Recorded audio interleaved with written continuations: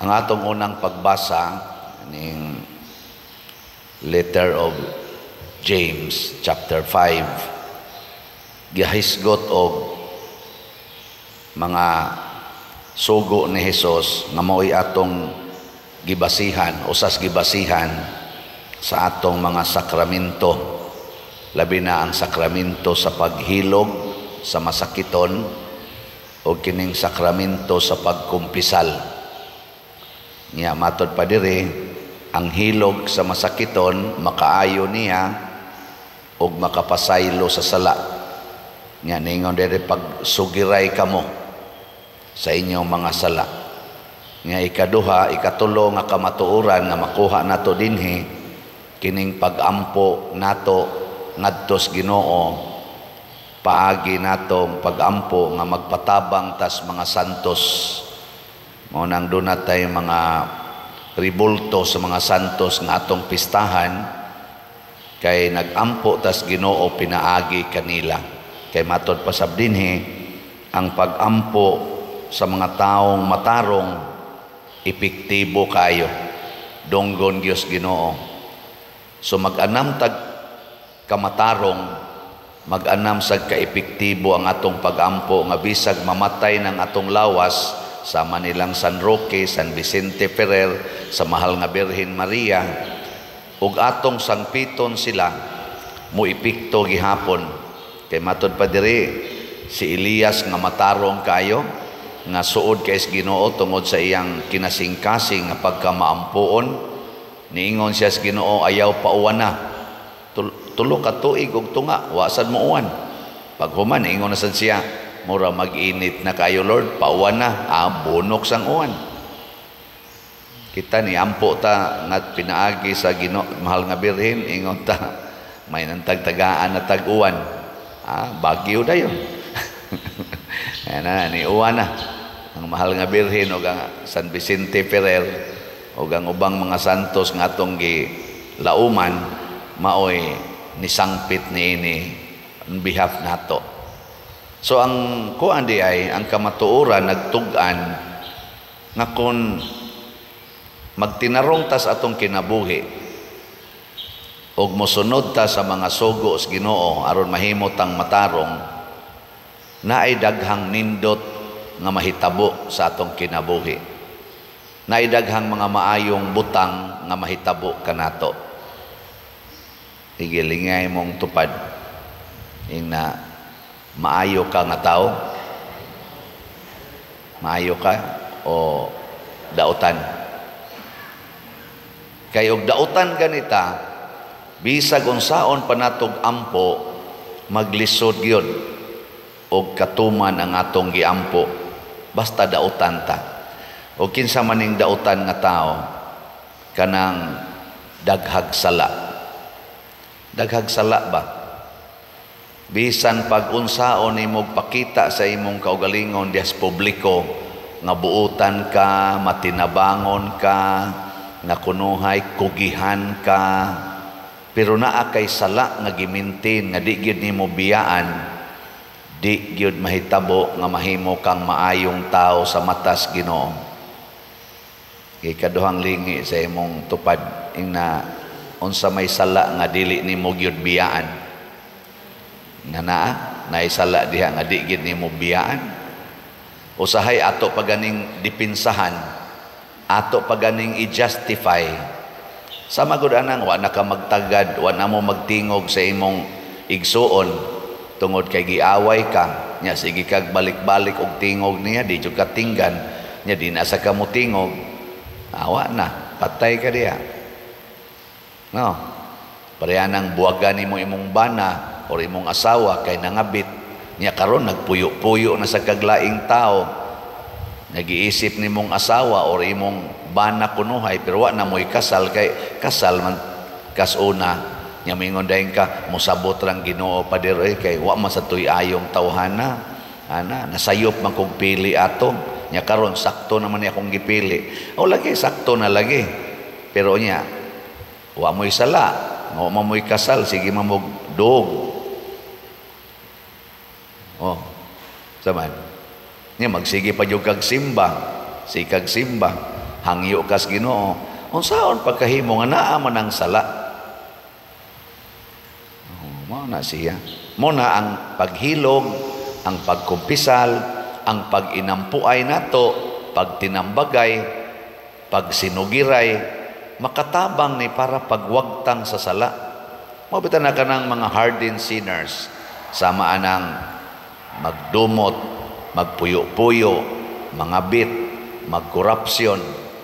Kanus man na sila mausab kung muduol sila og tao nga suod sa Ginoo. Nya mo to'y mo pakita nila nga ingin ani manggod ni siya, kaning buhata makapaimpierno, kaning buhata makapalangit, biyasa man ka ana. Nya tungod kay ang iyang gikaistorya suod mas Ginoo, ang pulong sa Ginoo mo ay moabot niya. Adto mabuka iyang mata, una dayon siya mobuhat sa sakto. Muna nga si Kristo ning emphasize dinhi sa atong ebanghelyo. Ingon siya, timan-i ninyo kini, ang dili mudawat sa paghari sa Dios sama sa usa ka bata, dili mahisakop niini. Ang gingharian sa Dios gihatag na ni Kristo nato, kay nagpakatao na siya, nabanhaw na siya, nibalik na siya sa langit.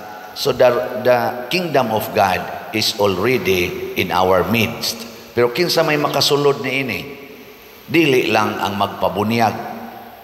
Unsa magpabunyag ka sa Katoliko or sa unsang tinuhuan nga Kristiyano, nya inighuman himuon day nimo ang daghang sala. Kinahanglan muratag bata nga gamay. Kanang bata ang gamay, wa ginay sa kita mo batang gamay, nabay bata ron dire. Na? Wala. Apulos giday mo sadan. Ang bata sa matas Ginoo kanang taong way sala. Ug nganong ang bata o may sa kay ang iyang desisyon sa kinabuhi, iyang gisandig sa iyang ginikanan, wa siya'y desisyon nga iya. Gaagad siya sa iyang ginikanan. Kanabang bata ba, mga 1-year-old hangtod mga 5 years old, gaagad ra gina sa ginikanan. Di ba? Kita sad magagad sa tas Ginoo. Di ta magbuot-buot og himog desisyon. Inigingon nga kanang same-sex union dili na maayo, unda nga gidayon. Kanang kabit-kabit di na maayo, unda nga. Na kanang pagpabakak di na maayo, undang dahil pamakak. Di ba? Kanang bata igingon nimo, hunongan na ha, kanang gamayng bata ba? Mulingi na nimo, nya mo padayong nagduwa. Nya mo ingon hala, sige diya, adto na biya ko, lakaw na ko. Unsa may buhatos bata? Awa mo kitag bata. Igingon ni mong adto na biya ko, nya mulipot ni kasloyo, di na kanya makitaan, nya gaduwa siya dito. Iglingi niya ang wa na gyud kadiha, unsa may muhaton? Biyaan niya ang iyang dungaan og musugod na siyang hilak mangita nimo. Karon gapuyo-puyo mo, nya moingon ning Ginoo, hunongan na ha, kay sala na. Unsa may buhaton? Ayaw lang sa Lord, oy, nanabi ang mga anak, Lord. Ana, sala, adto na ko. Umingon na yan ka, bahala ka diya, oy. Ang sawan mo, anak ta? Ayaw, unda nga dayon. Nya maingon din ka, unya pa dira nga mong mga anak. Oy, ano di man ninyo atimanon nga anak man ninyo? Ay nalang mo pagtipon og puyo. Or pakasal dayon. Ano din magpakasal mo? Wa pa mami kwarta pa dir. Pastilan, ako na nang gibalik-balik. Ang pagpakasal sa simbahang Katoliko, kung tininuod lang yun nga kasal, dili gid na makaabot ang gasto og 3,000. Kung tinuod lang yun nga kasal ba, dako na kay ng 3,000. Unya, gatrabaho mo duha or usan niyo gatrabaho, siyaro, di gyud mo kahimo anang 3,000. Dako naman kay na. Kaon naman mo ana. Pagkuha og dokumento, sinumar, baptismal, confirmation, 500 pesos, labing dako. Sige, mo lang nato siyang 1,000. Das pliti-pliti. Humana inyong seminars. Ready na ang pagpakasal.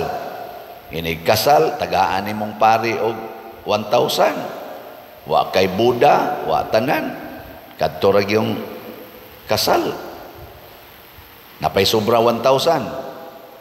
Adto dayon mo sa Jollibee, oran ha ba mo diha sa pungko-pungko, ngaon mo diha, palit mo barbecue balik 500 pesos, puso nga 500 pesos, ngaon mo, o di, wana, humana ang 3,000, kasal pa. Niya, limpyo na, wala sala. Nga maghuwat pa dyan katong 300,000, niya ang 150,000, adto ni mo ibayad sa wedding coordinator. Katunga, aron sige hag video-video hangtod, mga pasmo na lang ta, sige video-video, watuwatan ang video.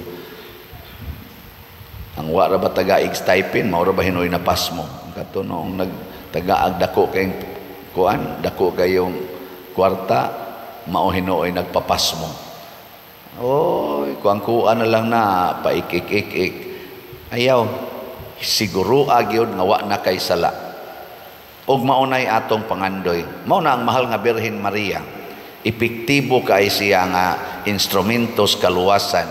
Og kung magampo ta pinaagi ni Maria, madawat gid nato ang atong mga giampo. Basta mosunod lagi ta ni Maria, tungod kay si Maria way sala.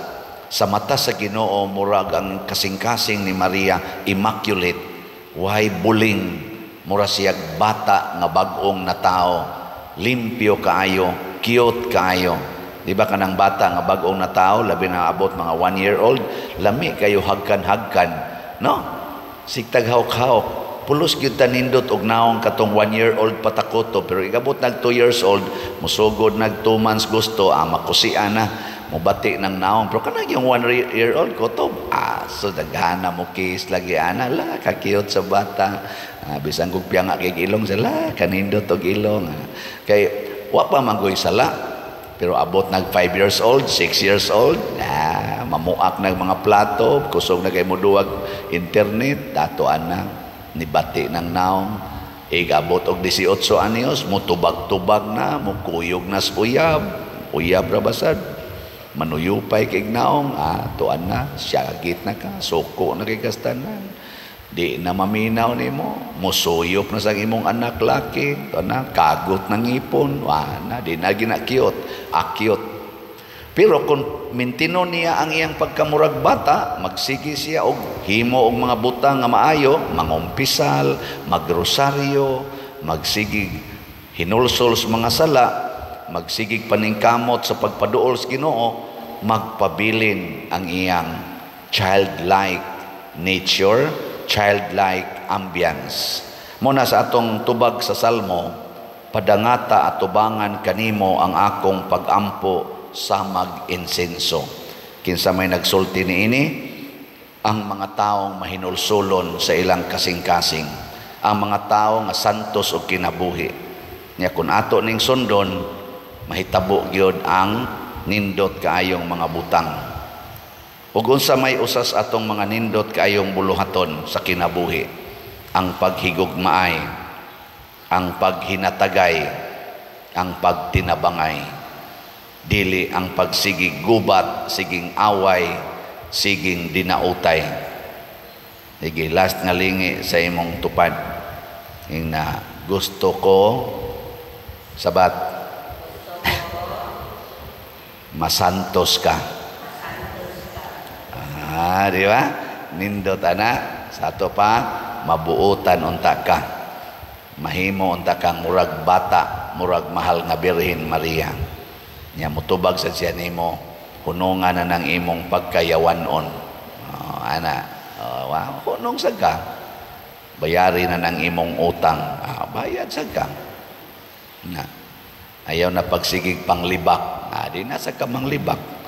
Di ba? Ug mao na itong buhaton, magkuntis taghimo ana, basta nindutas kalibutan puy-an, murag yung langit ang kalibutan, kay ang gingharian sa Dios ni naman nato, ang ato na lang ang pagsulod aron mahisakop ta niining maongging harian. Ug unsay buhaton, mahisama lang ta sa gagmayng bata.